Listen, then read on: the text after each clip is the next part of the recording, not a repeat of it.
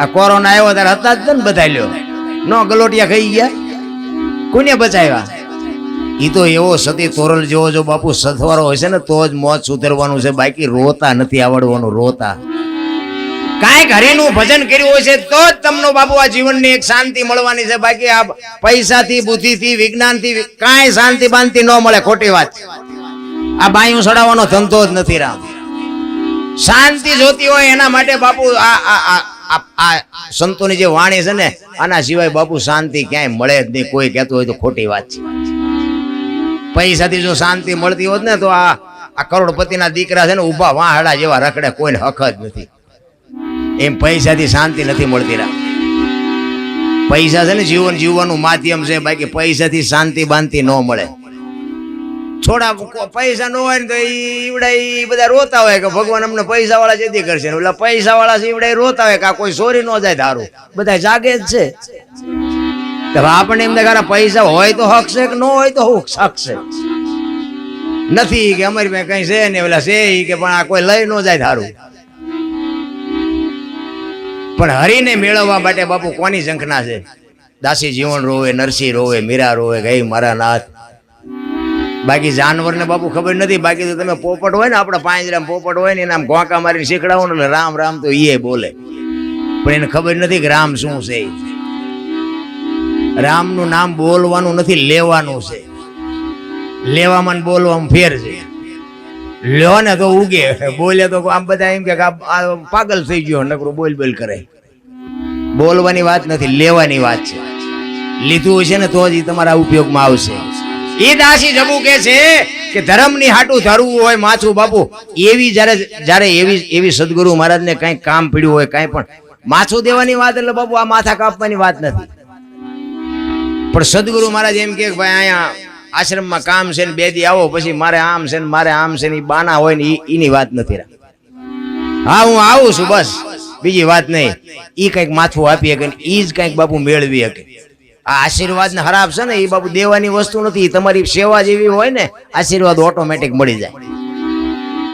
હરાબ છે ને હરાબ, એમ નામ જો દેવાઈ જતા હોય તો આપણે કઈ હારા નથી. રોજ જેટલા ગોટો વાળી દે એમ નથી.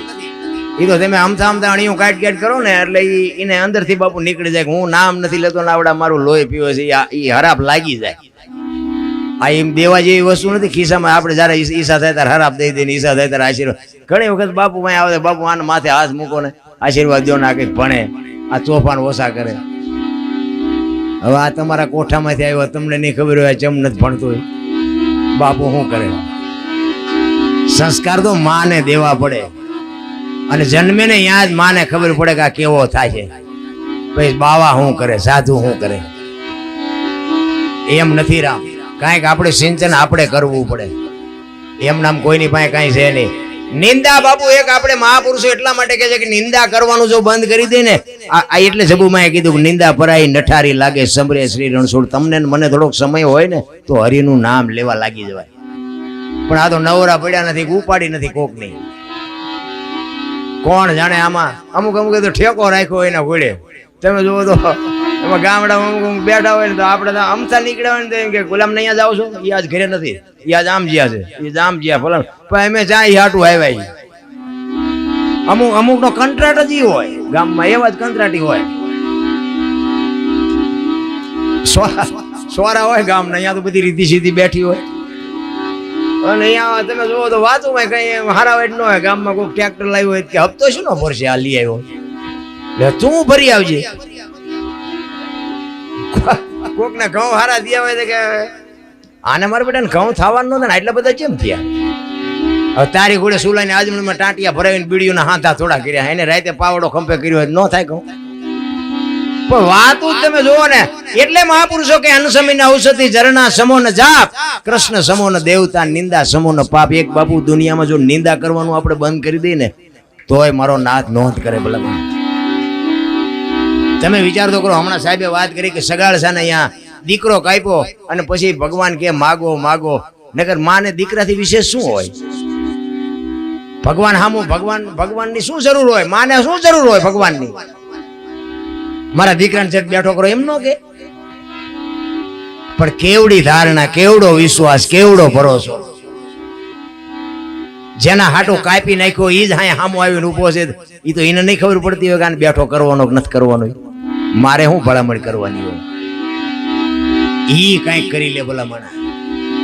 એક ગામમાં 4-5 સાધુ આવ્યા ને, તે સોરા પાણી નીકળ્યા, ઈ કે અમારે હરિહર કરવું છે,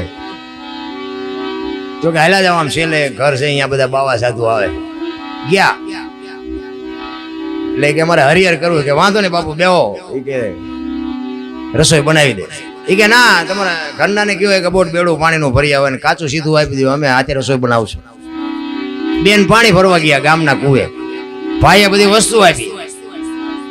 હવે બેન હરખાતી ગઈ, બેડાને ઉટકી સાફસૂફ કરી અને ગંગાજળ જેવું પાણી ભરી માથે હેલ મૂકીને બેન હરખાતી હલી આવતી હતી કે આજે અમારા ઘરે સાધુ આવ્યા, આજે અમારા ઘરે સાધુ જમશે, આજે અમે ધન થઈ ગયા, આજે અમારું આંગણું પાવન થાય.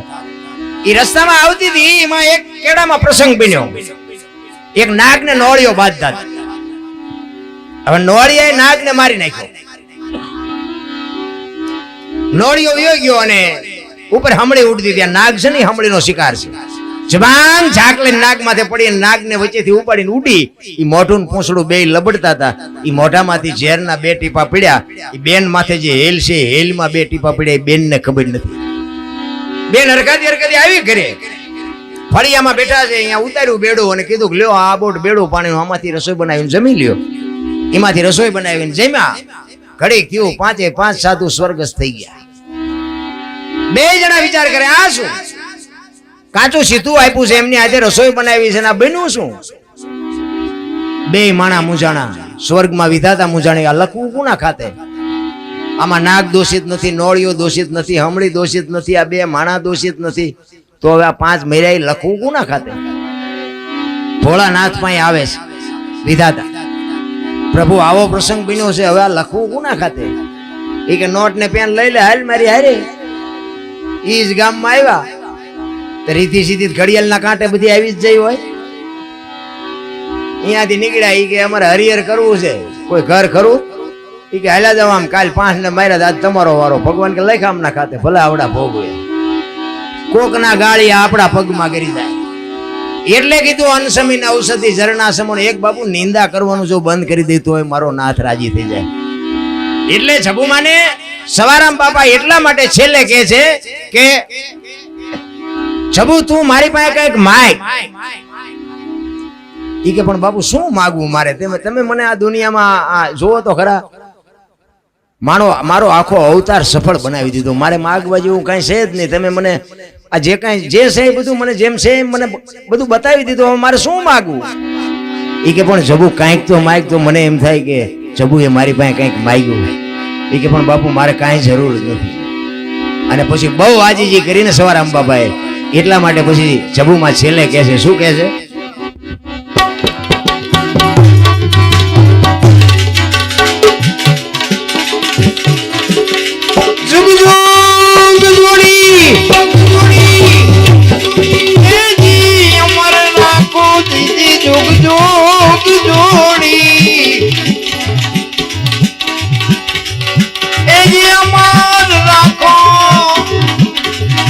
તારે કાઢું નજો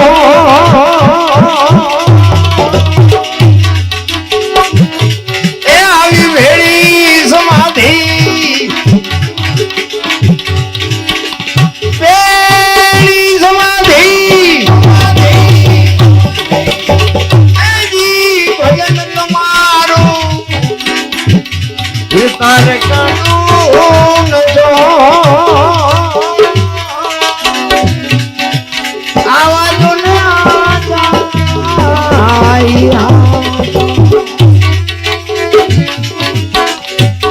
જગો જોગ મને ભેગી રાખજો બાપુ. જો ગુરુ પાસેથી માગણી કરવાનો જો સમય આવે ને, તો જબુમાં આપણને કહે છે કે ગુરુ મહારાજ મને જુગો જોગ ભેગી રાખજો, મને અળગી ન કરતા. તમે જોવો તો ખરા એની માગણી. એટલે છેલ્લે જબુમાં કહે છે,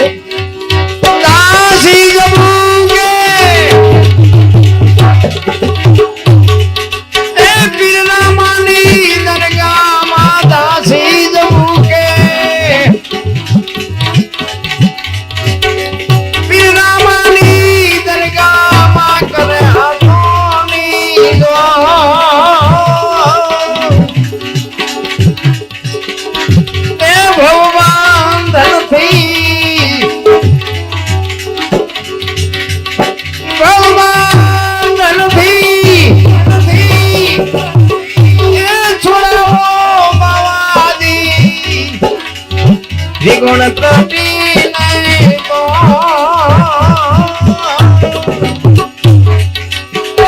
આવા જુન હતા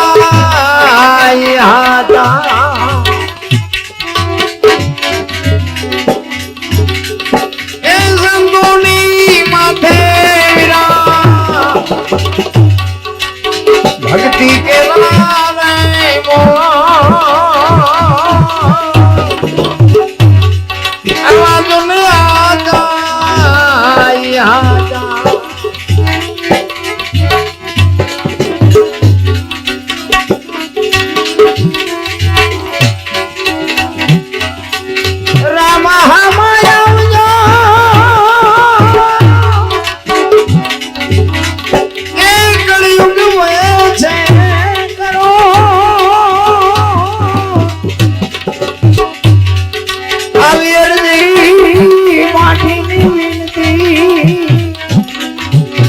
તમે રેજો હાજરા